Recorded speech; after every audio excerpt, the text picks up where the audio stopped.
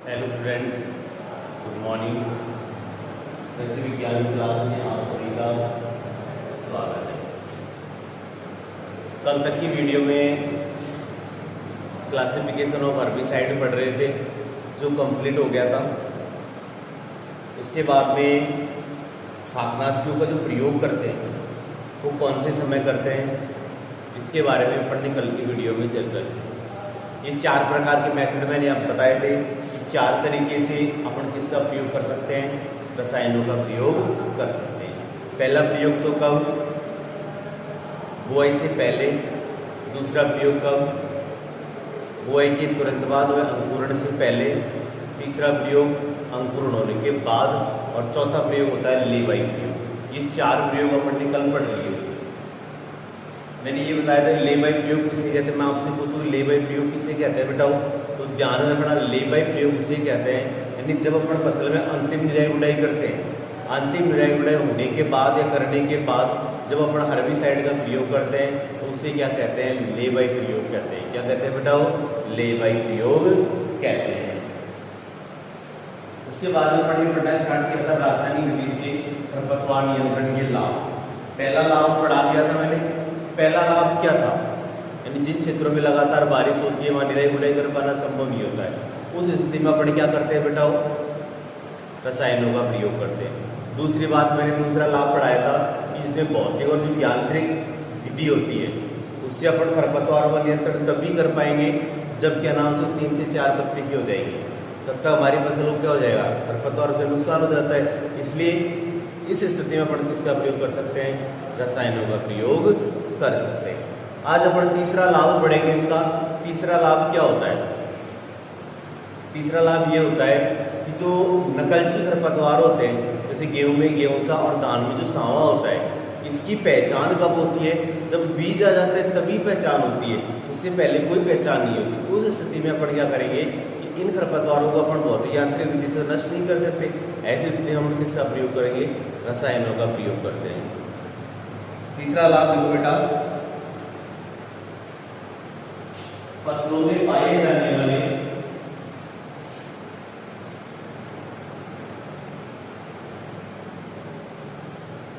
तीसरा लाभ देखो,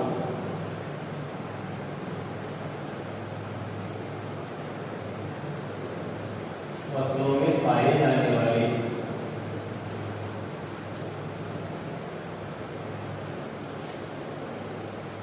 नकलची खरपतवार, नकलची खरपतवार जैसे उदाहरण बताओ, जैसे उदाहरण बेटा, जैसे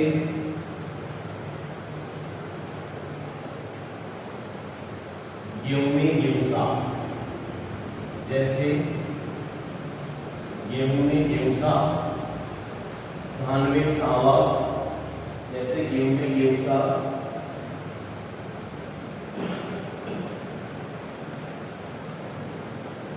जैसे गेहूं में गेहूंसा, धान में सांवा। इन दोनों खरपतवारों को यानी गेहूं में गेहूंसा और धान में सांवा खरपतवार को भौतिक यांत्रिक विधि से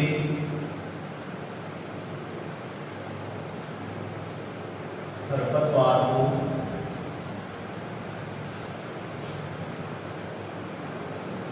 भौतिक एवं यांत्रिक विधि से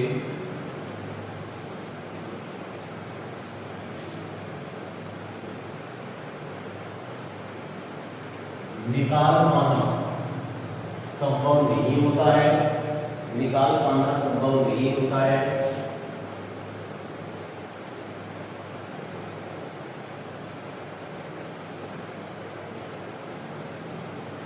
इसलिए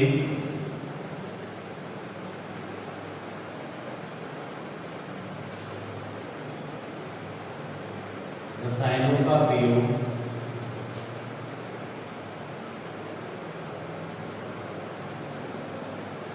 करते हैं, इसलिए आसानी से रसायनों का प्रयोग कर सकते हैं। क्लियर बेटा, यानी कहने का मतलब जो नकलची खरपतवार है उनका पता हमें नहीं चलेगा। उस स्थिति में क्या करेंगे, भौतिक और यांत्रिक मेथड से अपन खरपतवारों को कंट्रोल कर रहे हैं, वो मेथड इसमें काम नहीं आएगा क्योंकि अपन को पहचान है ही नहीं धान में सावा कौन सा है, गेहूं में गेहूं सा कौन सा है। गेहूं सा का फ्रैक्चर बाहर होता है, टेस्ट वेट क्या होता है, गेहूं से का जो टेस्ट वेट होगा वो क्या होगा बेटा, ध्यान रखना 2 ग्राम इसका टेस्ट वेट होता है, यानी फ्रैक्चर बाहर गेहूं से कितना होता है 2 ग्राम, और गेहूं से का वर्टिकल लेवल होता है कैलोरीज माइनर, क्या होता है बेटा, कैलोरीज माइनर, ध्यान रखना। इसे गेहूं का मामा और गुल्ली डंडा भी कहते हैं, यानी गेहूं का होता कहते हैं गेहूं का मामा और गुल्ली डंडा, गेहूं का मामा और गुल्ली डंडा, गेहूं का मामा और गुल्ली डंडा। आगे बेटा तीसरा पॉइंट समझ। अब चौथा पॉइंट समझो, जैसे मान लीजिए हमारे बहुवर्षीय और जो काष्ठीय खरपतवार होते हैं, यानी एक तो बहुवर्षीय खरपतवार, एक काष्ठीय खरपतवार। काष्ठीय का मतलब होता है कठोर, जिनकी लकड़ियां बहुत ज्यादा कठोर होती हैं। अपन निराई गुड़ाई करेंगे, बहुवर्षीय खरपतवार ऊपर से कट जाएंगे, उनके नीचे क्या रह जाती है, जड़ रह जाती है। अब जैसे ही पानी वगैरह लगेगा तो दोबारा से पनप जाते हैं। उस स्थिति में उनको पूर्णतः नष्ट करने के लिए किसका प्रयोग किया जाता है बेटा, रसायनों का प्रयोग किया जाता है। किसका प्रयोग किया जाता है, रसायनों का प्रयोग किया जाता है। देखो बेटा चौथा पॉइंट, बहुवर्षीय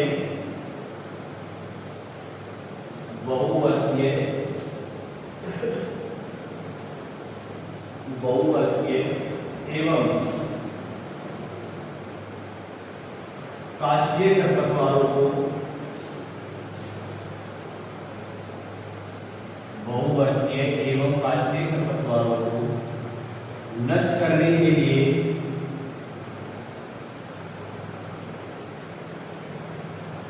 बहुवर्षीय एवं काष्ठीय खरपतवारों को नष्ट करने के लिए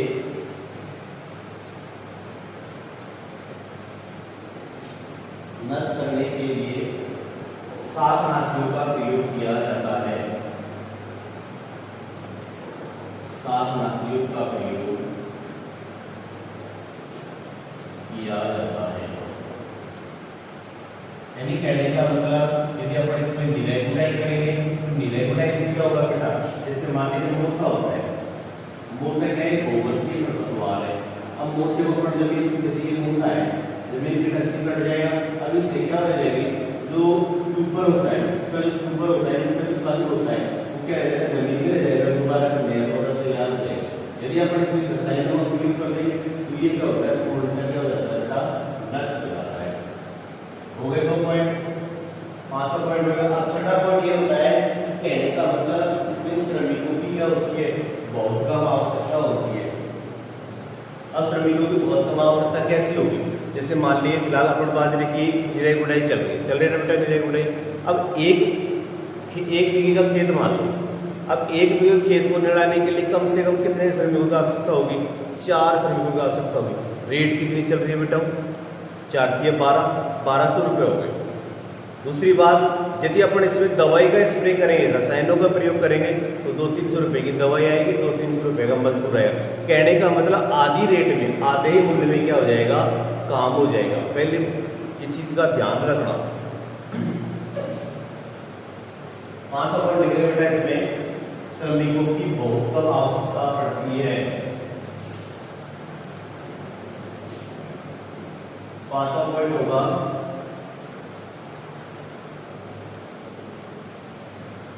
श्रमिकों की बहुत कम आवश्यकता पड़ती है।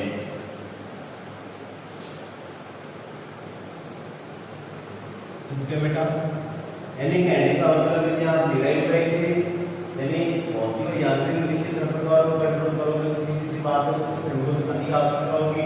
यदि आप क्या नाम से रसायनों का प्रयोग करोगे तो एक मजदूर पूरे खेत में क्या कर देगा, छिड़काव कर देगा और खरपतवार क्या हो जाएगी बेटा, नष्ट हो जाएगी। ये हो गया 5 पॉइंट।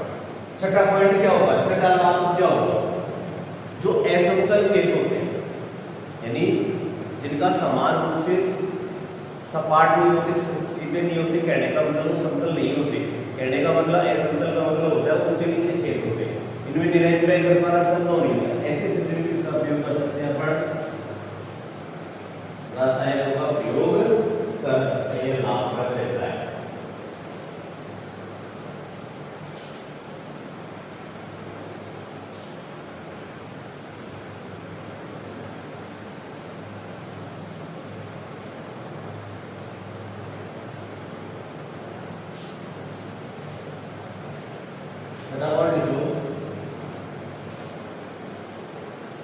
छठा पॉइंट होगा अगर हम एन से एस अंतर खेतों में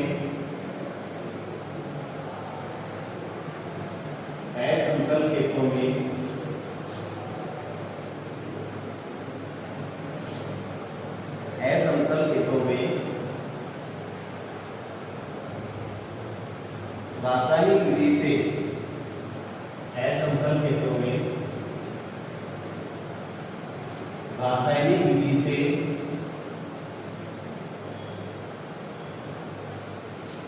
खरपतवार नियंत्रण रासायनिक विधि से खरपतवार नियंत्रण यांत्रिक विधि की अपेक्षा खरपतवार नियंत्रण यांत्रिक विधि की अपेक्षा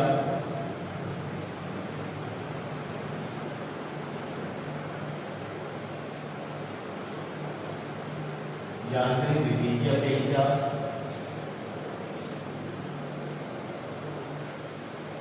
आसान रहती है।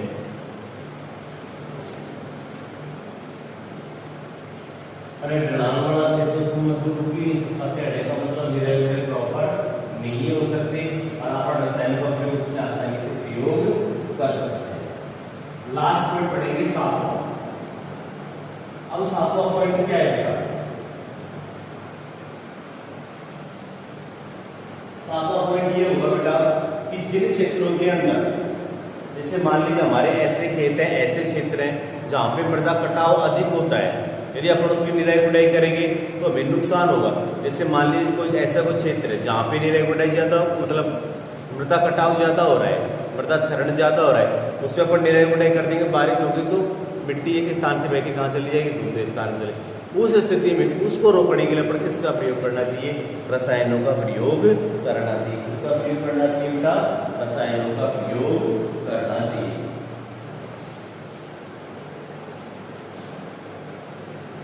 देखो पॉइंट जिन क्षेत्रों में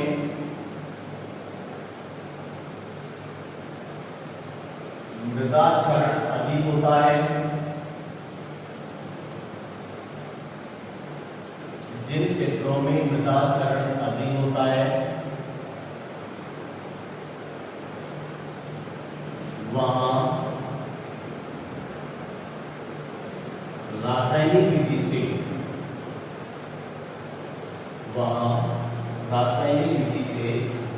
खरपतवार नियंत्रण किया जा सकता है। रासायनिक विधि से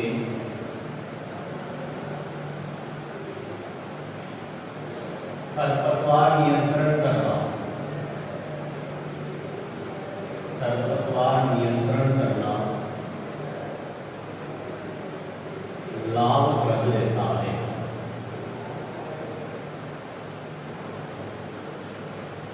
वहां खरपतवार नियंत्रण करना क्या रहता है? लाभप्रद रहता है।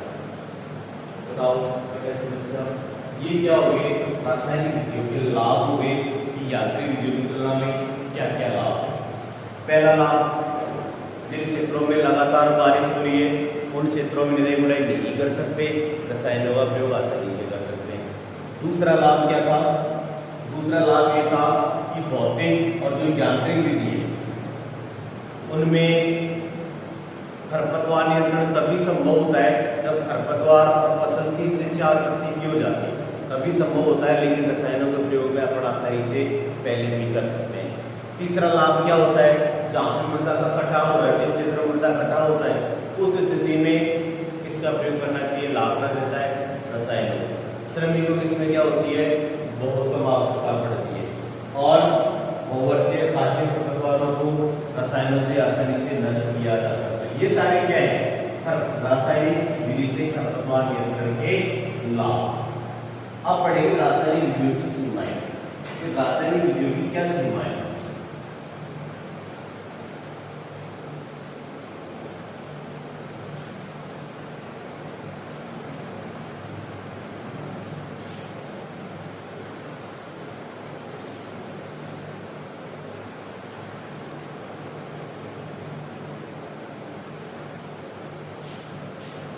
रासायनिक विधियों की सीमाएं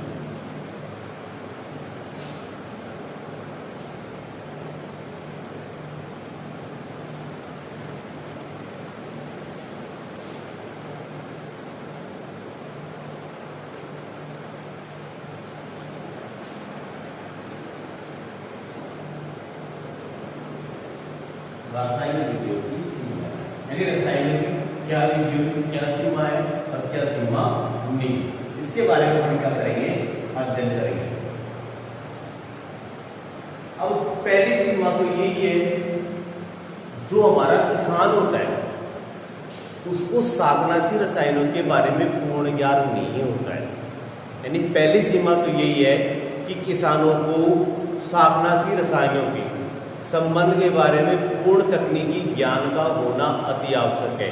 जैसे मान लीजिए किसी किसान को शाकनाशी का प्रयोग करने का मेथड नहीं आता है और वो उसकी मात्रा को अधिक मात्रा में डाल देता है, जैसे अपन ने 2,4-D का प्रयोग किसी चौड़ी पत्ती वाली खरपतवार के अंदर कर दिया, किसान को पता नहीं है बेचारे को।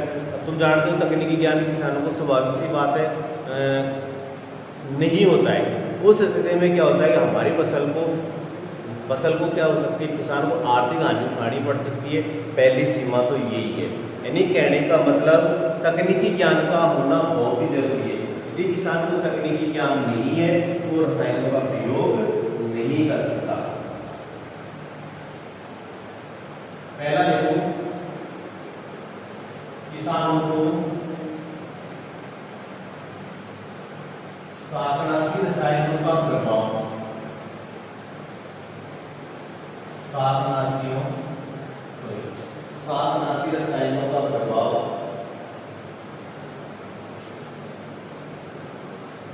किसानों को शाकनाशी रसायनों का प्रभाव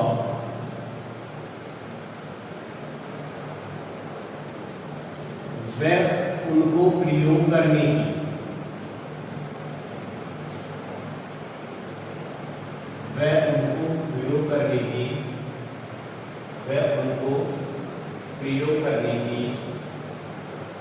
तकनीकी जानकारी का ज्ञान होना आवश्यक है। तकनीकी जानकारी का ज्ञान होना आवश्यक होता है। यानी कहने का मतलब ये है बेटा, आगे कठिन समस्या बना जहां समस्या क्या एक वर्ड नहीं 10 वर्ड पूछो।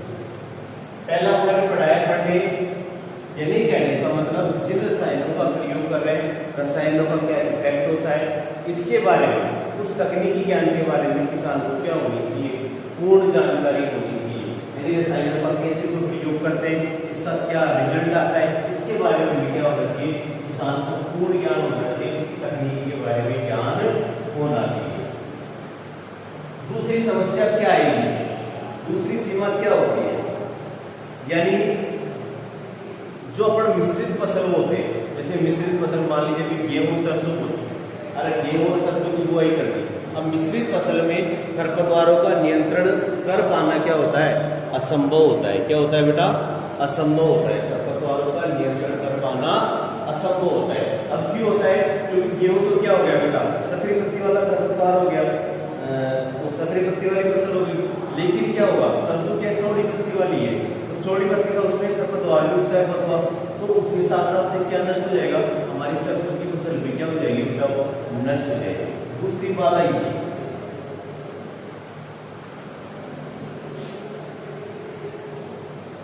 दूसरी सीमा लिखो, किसानों द्वारा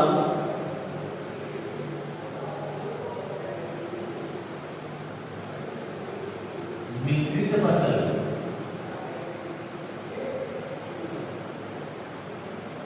किसानों के द्वारा मान लीजिए मिश्रित फसल अपना रखी है। मिश्रित अपनाने से, किसानों के द्वारा मिश्रित फसल अपनाने से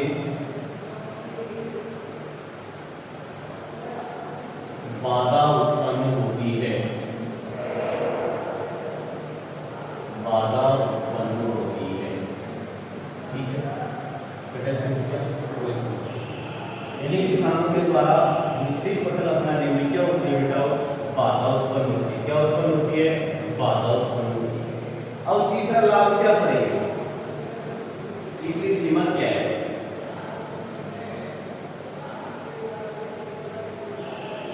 अब जैसे मान लीजिए अपन ने किसी भी फसल के अंदर रसायनों का प्रयोग करते हैं। थोड़ी देर के लिए मान लीजिए फल बाजरा है, बाद में थोड़ी किसका प्रयोग करते हैं बेटा, इसको नियंत्रण करने के लिए एट्राजिन का प्रयोग करते हैं। अरे बाद में किसका रसायन का प्रयोग करते हैं, एट्राजिन का प्रयोग करते हैं। अब इसकी खरपतवार को नष्ट करेगी, लेकिन इसका जो दुष्प्रभाव होता है एट्राजिन का, इसका दुष्प्रभाव फसल पे भी पड़ेगा और दूसरी बात मृदा पे भी पड़ेगा। यानी कहने का मतलब इनके अवशेष जरूर रहते हैं, जो यदि ये अवशेष रहेंगे तो इनका सेवन कौन करता है, या तो हमारे बाजरे की फसल को पशुओं को खिला देते हैं। दूसरी बात दाने में भी इसमें क्या चली जाती है, एट्राजिन के कुछ अवशेष पाए जाते हैं। कहने का मतलब ये है कि इन दोनों कारणों की वजह से, यानी इनके अवशेषों की मृदा भी खराब होगी, जिसके कारण इनका जो शाकनाशियों का प्रयोग है वो बहुत कम मात्रा में किया जाने लगा है, बहुत कम मात्रा में किया जा रहा है। लिखो बेटा,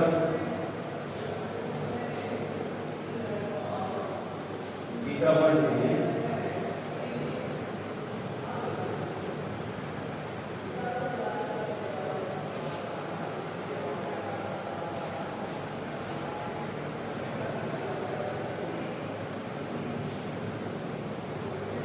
तीसरा पॉइंट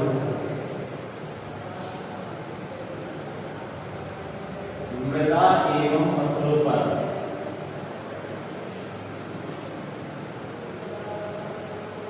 मृदा एवं फसलों पर होने वाले दुष्प्रभाव के कारण,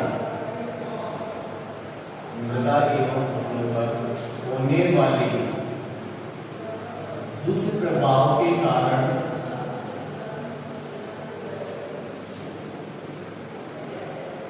होने वाले दुष्प्रभाव के कारण रसायनों के प्रयोग में, रसायनों के प्रयोग में, रसायनों के प्रयोग में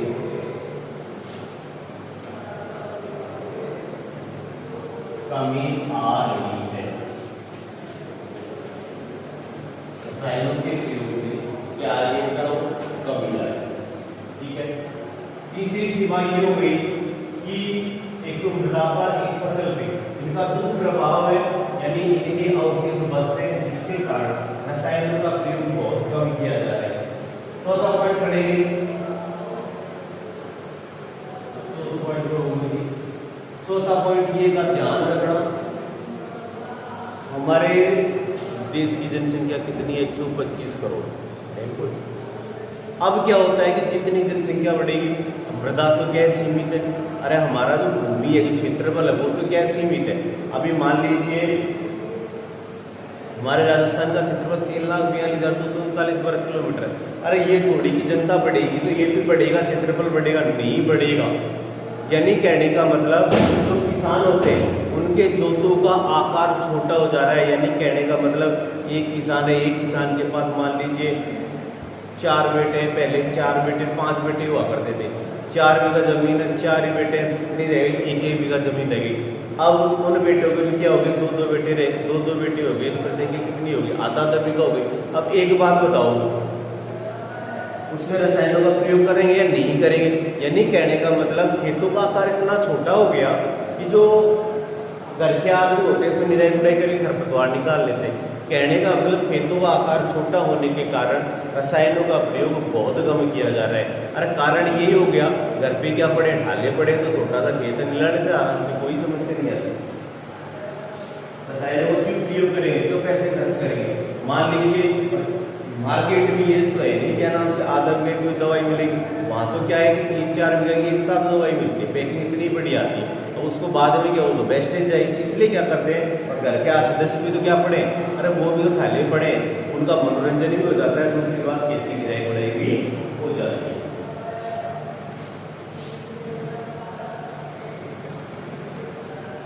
चौथा पॉइंट देखो, कृषि जोतों का आकार, कृषि जोतों का आकार छोटा होने के कारण, कृषि जोतों का आकार छोटा होने के कारण यानी कहने का मतलब जो हमारी खेत की साइज है वो क्या हो गई, छोटी होने के कारण किसानों के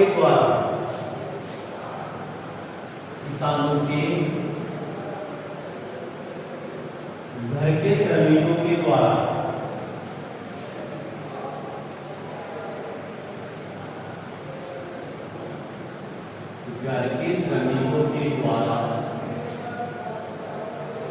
निराई गुनाई करके खरपतवारों को निकाल दिया जाता है। के द्वारा निराई गुनाई करके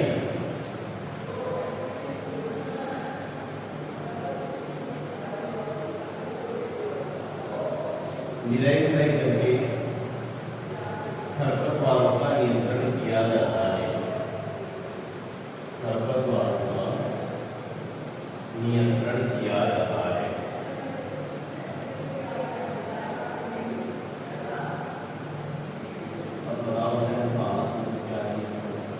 यानी कहने का मतलब जनसंख्या बढ़ेगी तो खेतों का आकार छोटा होगा। अगर खेत के आकार जब छोटे होंगे तो स्वाभाविक सी बात है उसके अंदर रसायनों का प्रयोग नहीं किया जाएगा। घर के श्रमिकों के द्वारा क्या कर दिया जाता है, उसको खरपतवारों को निराई गुनाई करके क्या कर दिया जाता है, नष्ट कर दिया जाता है।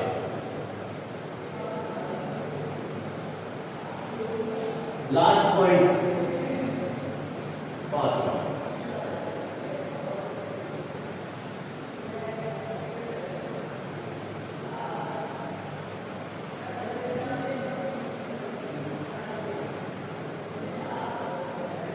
जैसे मान लीजिए अपन साधनाशिक हेर्बिसाइड वगैरह प्रयोग करते हैं, हेर्बिसाइड की खेत में रखते रहती है। जैसे मान लीजिए एट्राजिन वगैरह अपने खेत में अपने घर पे रखी है, किसान के घर पे रखी है एट्राजिन सिमाजिन वगैरह। अब क्या करता है किसान, इसका गलत सदुपयोग भी कर लेता है। अब गलत सदुपयोग कैसे करेगा, जिसे वो गलत सदुपयोग कहें करो। कहने का मतलब यही है कि हर घर में ऐसा कोई सा भी घर नहीं है जिसके अंदर छोटा मोटा झगड़ा नहीं होता है। आज की जनरेशन ऐसी हो गई, थोड़ी सी कहीं कह दो बस डेट हो जाओ। यानी कहने का मतलब कुछ भी कह दो। जैसे मान लीजिए किसी पिताजी ने अपने बच्चे से कुछ भी कह दिया, तुम जानते हो आजकल एक संतान ही मिलती करीब करीब सबके पास, बड़े लाड प्यार से पाल दे। अगर उसको कुछ कह दोगे ना बड़ो टेंट हो जाओ, उस मेरा डोकरा नहीं कह दी। अब वो क्या करता है, उस स्थिति में घर में आसपास आत्महत्या करने की सोचता है।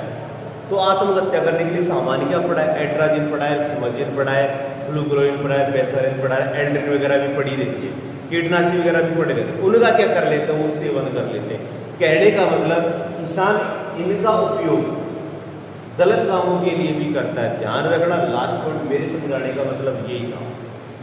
ठीक है बेटा, देखो किसान शाकनाशी रसायनों का प्रयोग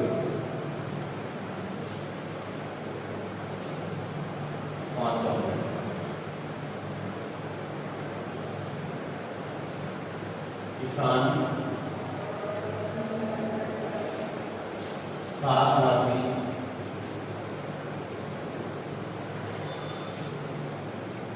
रसायनों का गलत प्रयोग करते हैं। ठीक है बेटा, ये क्या हो गई, इसकी 5 सीमाएं हो गई। कितनी सीमा हो गई बेटा, 5। अब लास्ट होता है बायोलॉजिकल कंट्रोल यानी जैविक नियंत्रण। इसके एक आध उदाहरण है। अब लेंटाना कैम्परा का एक खरपतवार है, इसको नियंत्रण के लिए कौन सा लेंटाना के द्वारा, और एक होता है गाजर घास के लिए जाइलोग्राम बाइकोग्रेड। सिर्फ 2 ही उदाहरण याद रखें तो ये लिखा है।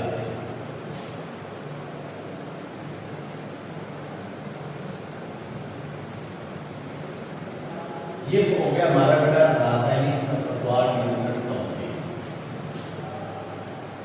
अब पढ़ेंगे जैविक नियंत्रण, बायोलॉजिकल कंट्रोल।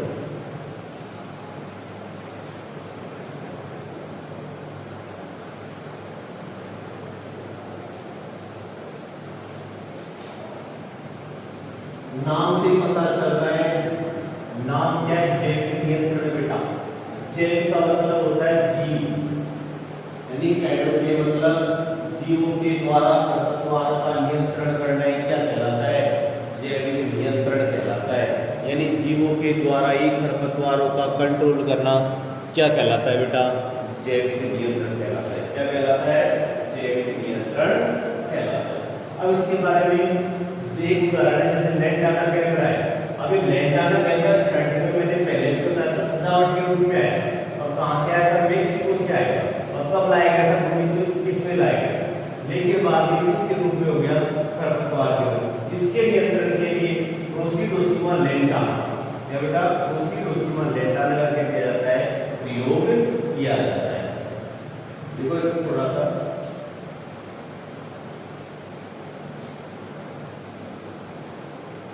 जैविक नियंत्रण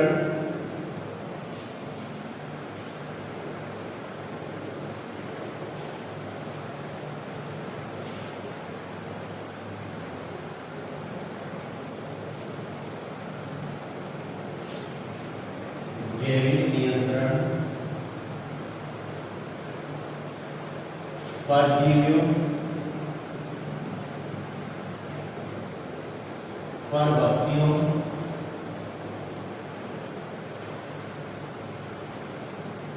परजीवियों, परभक्षियों व रोगाणुओं की वह विधि है।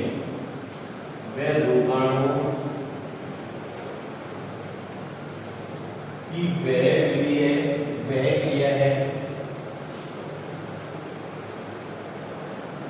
यानी जैविक नियंत्रण परजीवियों, परभक्षी व रोगाणुओं की वह क्रिया है जो दूसरे जीवों की संख्या को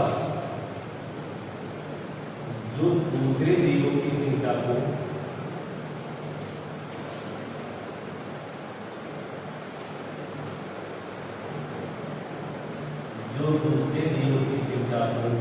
कम कर देती है, संख्या को कम कर देती है, दूसरे जीवों की संख्या को कम कर देती है,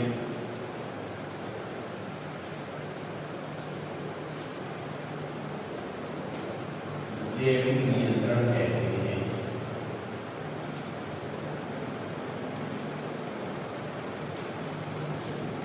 क्या कहते हैं बेटा? जैविक नियंत्रण। यानी जैविक नियंत्रण परजीवियों, परभक्षियों व रोगाणुओं की पहली है जो दूसरे जीवों की संख्या को क्या कर देती है बेटा? कम कर देती है। उसे क्या कहते हैं? जैविक नियंत्रण कहते हैं।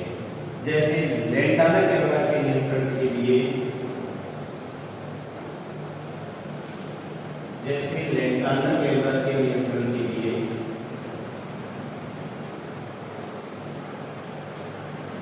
लेंटाना कैमरा के नियंत्रण के लिए प्रोसिडोसिमा लेंटाना, प्रोसिडोसिमा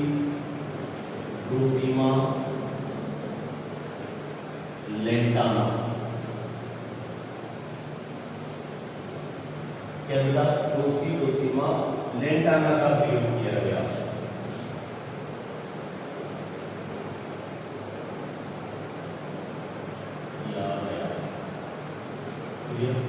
यानी लेंटाना कैमरा के नियंत्रण के लिए प्रोसिडोसिमा लेंटाना का क्या किया गया?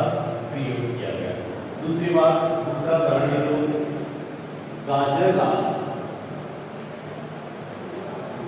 घास के नियंत्रण के लिए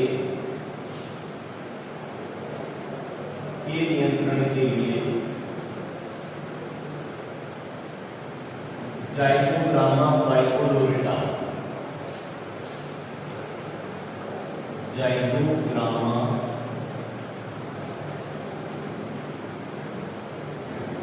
बाइकोलोरेटा